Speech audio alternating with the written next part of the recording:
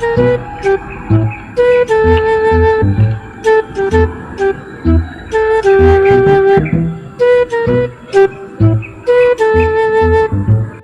guys, so ayun guys, so kanina pa pala yung video namin naputol. So ito pala yung kasunod, yung parang pagtitimpla namin si Papa ng kape, pero may sili.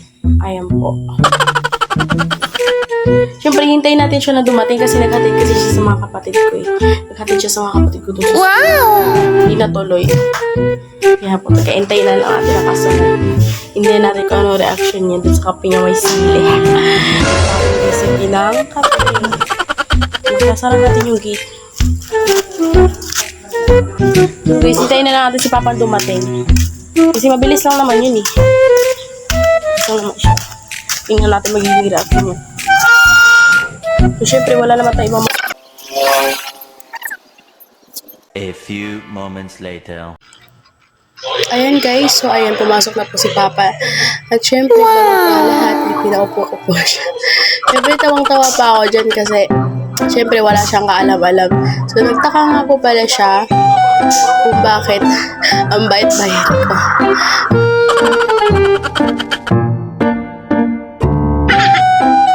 Ayan, nagtataka na po siya yun dyan guys. So, kasi syempre, lagi po kasi nagtitimpla ng kape si Mama.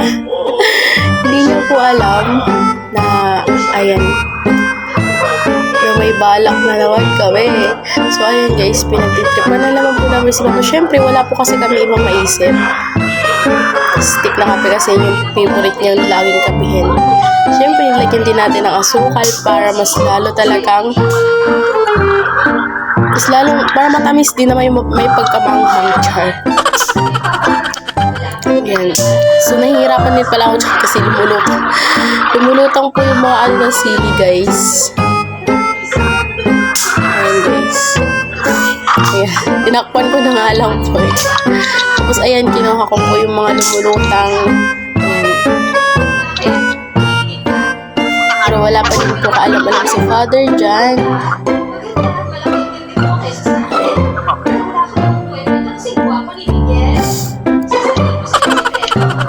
Bibigay ko na pala yun kay Papa.